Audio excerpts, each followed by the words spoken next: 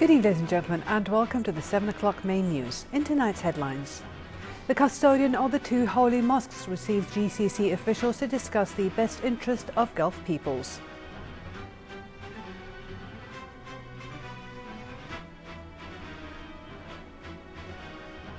Houthi rebels sieged the central city of Taiz in an escalation of a power struggle with the Yemeni government.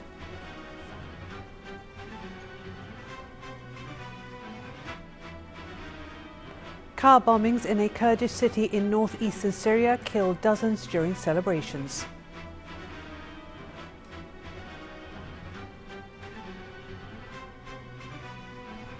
And the British Foreign Secretary says major Western powers are united in their approach on nuclear talks with Iran.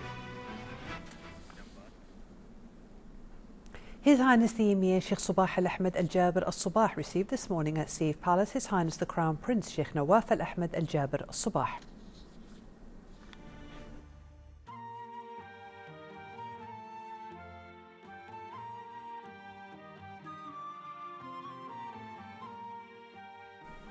His Highness the Emir then received the National Assembly Speaker Marzouk Ali Al Ghanem.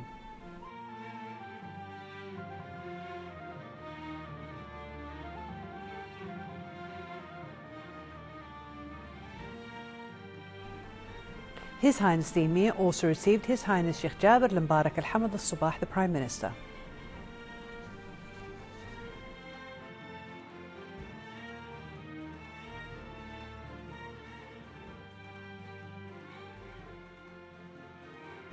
Finally, His Highness the Emir received the First Lady Premier and Foreign Minister Sheikh Sabah Al Khalid Al Hamad Al Sabah.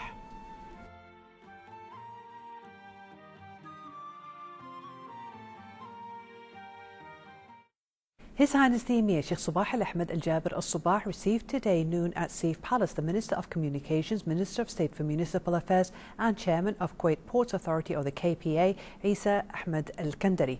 Minister Al Kandari introduced to His Highness the Emir the newly appointed KPA senior officials, Director General Sheikh Yusuf Al Abdullah Al Sabah Al Nasser Al Sabah, Assistant Director General for Planning Affairs and Shueikh Port Walid Khalil Al Toum, Assistant Director General for Administrative and Financial Affairs Dr. Yahya Khudr Abdal, and Assistant Manager of Operations and Shaiba Port Adnan Jawad Al Sayegh.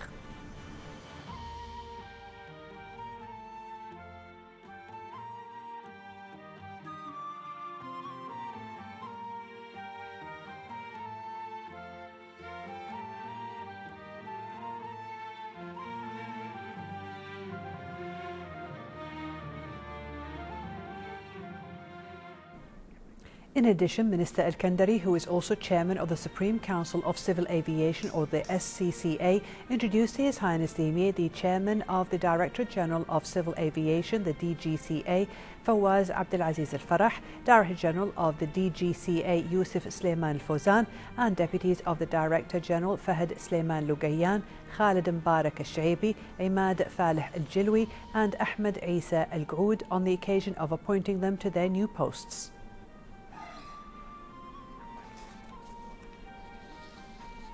His Highness the Emir also received the Minister of Health, Dr. Ali Saad Al Ubaidi, who introduced to His Highness the Ministry's newly appointed Assistant Under Secretary for Public Health Affairs, Dr. Majda Muhammad Al Gattan.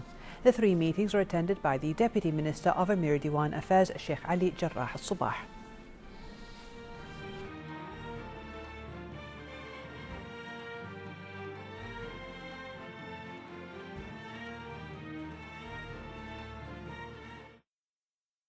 His Highness the Crown Prince Sheikh Nawaf Al Ahmed Al Jaber Al Sabah received this morning at Saif Palace the National Assembly Speaker Marzouk Ali Al Ghanem.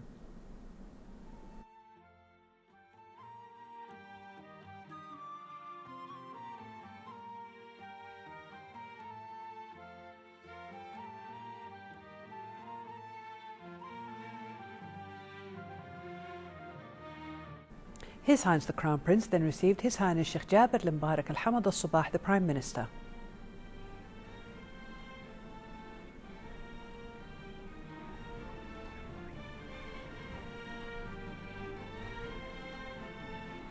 His Highness the Crown Prince later received the First Lady Premier and Foreign Minister Sheikh Sabah Al Khalid Al Hamad Al Sabah.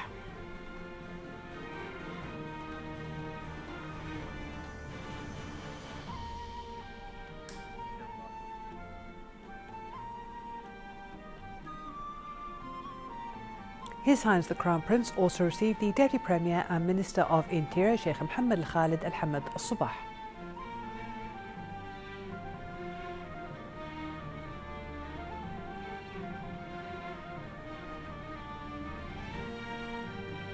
His Highness the Crown Prince then received the Deputy Premier and Minister of Defence Sheikh Khalid Al-Jarrah Al-Sabah.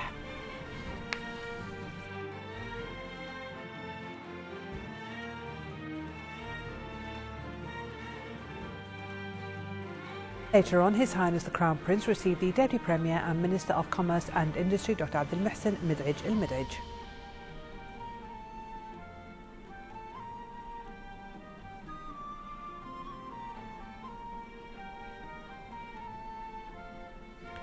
His Highness the Crown Prince then received the Minister of Information and Minister of State for Youth Affairs Sheikh Salman Sabah Al-Salim Al-Hamoud Al-Sabah and the Minister of State for Cabinet Affairs Sheikh Mohammed Abdullah Mubarak Al-Sabah.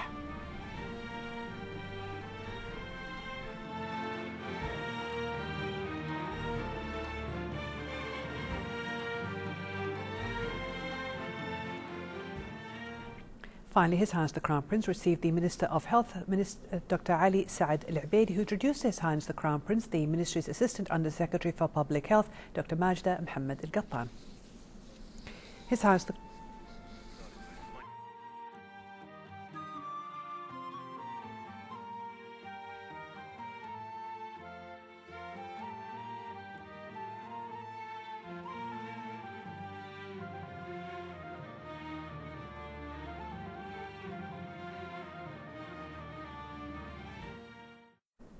His Highness the Crown Prince Sheikh Nawaf Al-Ahmed Al-Jabir Al-Sabah received today at Safe Palace the Minister of Communications, Minister of State for Municipal Affairs and Chairman of Kuwait Port Authority KPA, Isa Ahmed Al-Kandari.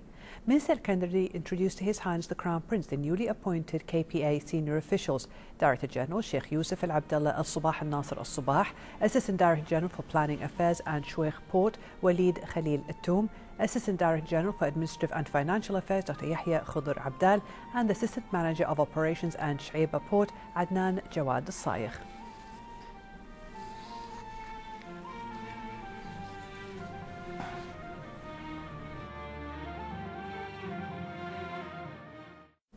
His Highness the Crown Prince Sheikh Nawaf Al-Ahmed Al-Jabir Al-Sabah received today at Safe Palace the Minister of Communications, Minister of State for Municipal Affairs and Chairman of the Supreme Council of Civil Aviation SCCA, Isa Ahmed Al-Kandari.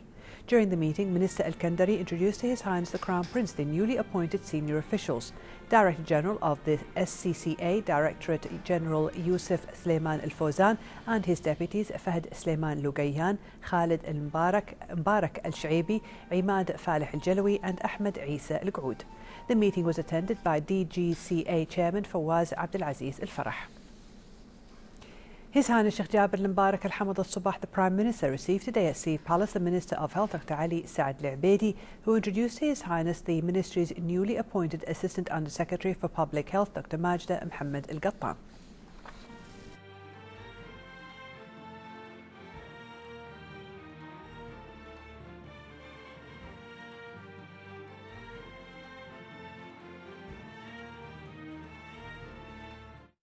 His Highness Sheikh Jabir Al-Mubarak Al-Hamad Al-Sabah, the Prime Minister, received today at Safe Palace the Ambassador of Armenia to Kuwait, Fadi Shashorjilian, who conveyed a written message to His Highness the Premier from his Armenian counterpart, Hovik Abrahamavian.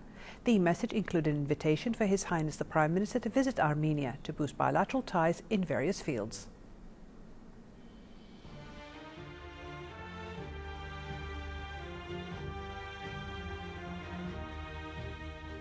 His Highness the Prime Minister then received the Ambassador of Jamaica to Kuwait on the end of his tenure.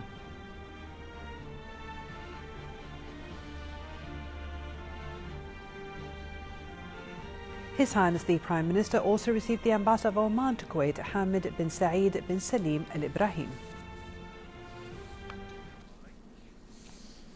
GCC Interior Ministers warned that further deterioration of the security situation in Yemen would have devastating impacts on regional and international peace and security. The ministers meeting in Riyadh to discuss the situation in Yemen voiced concern over the dangerous developments in Yemen and their ramifications on the region. They reaffirmed backing to the legitimacy of Yemeni President Abdrabbu Mansour Hadi, saying GCC countries were ready to provide all possible help to support Yemen's security and stability, as the security of the GCC countries and Yemen is integral.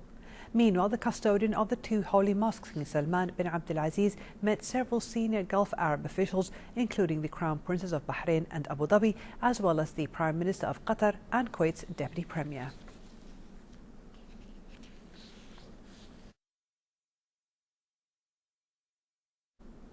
Houthi fighters opposed to Yemen's president took over the central city of Taiz in an escalation of a power struggle diplomats say risks drawing in neighbouring oil giants Saudi Arabia and Iran. Conflict has been spreading across Yemen since last year, when the Houthis seized the capital Sana'a and effectively removed President Abdrabbu Mansour Hadi, who now seeks a comeback from his base in Aden. The United Nations Security Council was set to discuss Yemen after Hadi accused the Houthi militia of staging a coup and appealed to the UN for urgent intervention.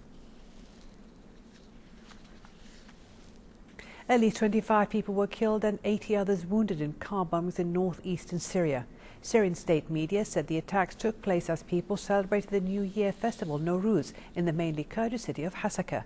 A human rights group tracking the Syrian civil war said the attack was carried out by the so-called Islamic State.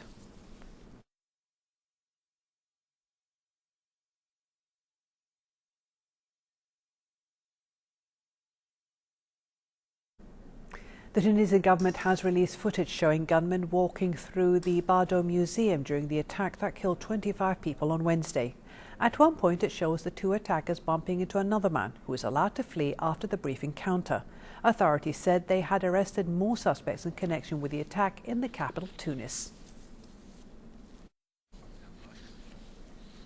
The US and Iran both spoke of progress towards a deal about Iran's nuclear program, with a deadline for an agreement fast approaching and pressure mounting on both sides to find common ground, urging Iran to take difficult decisions.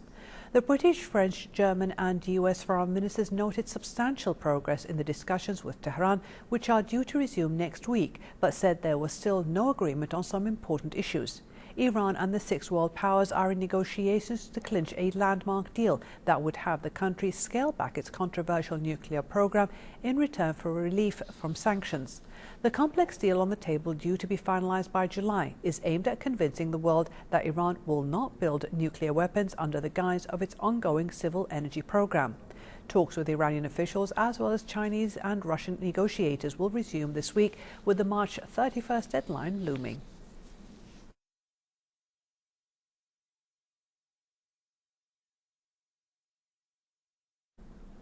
Tropical cyclone Nathan is set to intensify off the coast of the far northeast of Australia's Northern Territory before weakening on its way back inland. The cyclone has been lashing the Northern Territory with wind gusts reaching up to 140 kilometres per hour in some areas. It was moving northwest over Arnhem Bay, west of Nulun Bay, with the destructive core approaching Elcho Island. Destructive winds are set to develop for Elcho Island, while a storm tide with waves and flooding is also expected between Elcho Island and Cape Shield.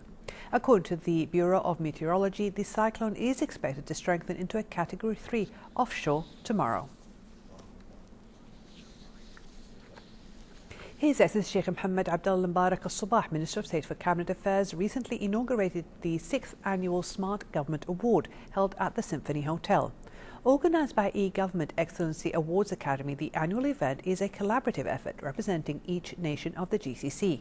The three-day event highlights the new technological methods each country is integrating into their government sectors, with a primary focus this year on smart apps.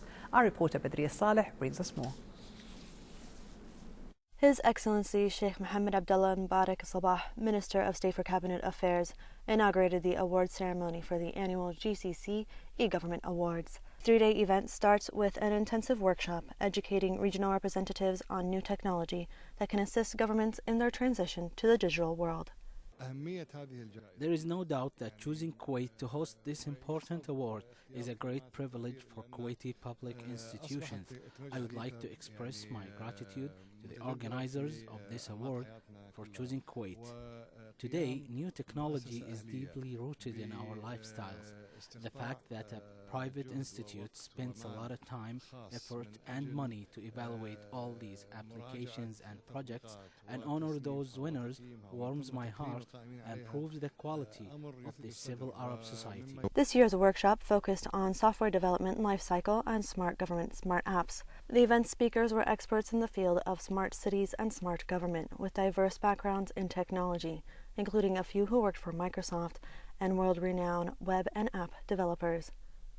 So basically, we are the Excellence Awards Academy. This is the 6th edition of the Smart Government Awards.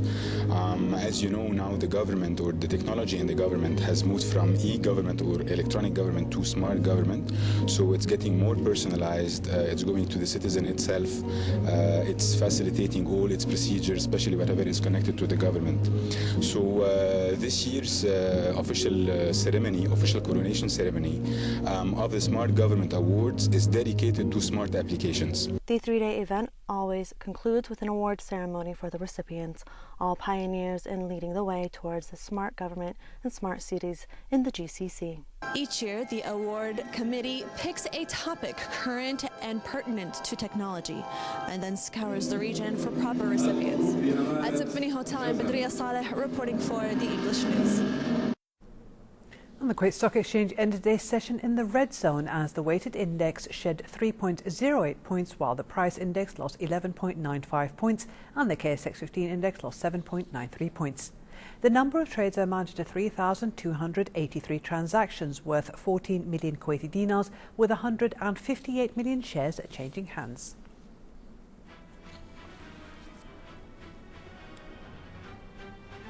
For a chance to see our reports again, please visit our YouTube channel at MOI Kuwait News. And to recap tonight's news, here are the headlines once again. The custodian of the 2 holy mosques received GCC officials to discuss the best interests of Gulf peoples.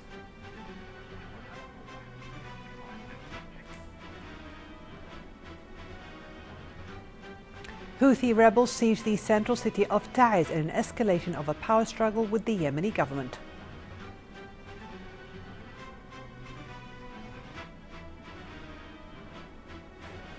Car bombings in a Kurdish city in northeastern Syria killed dozens during celebrations.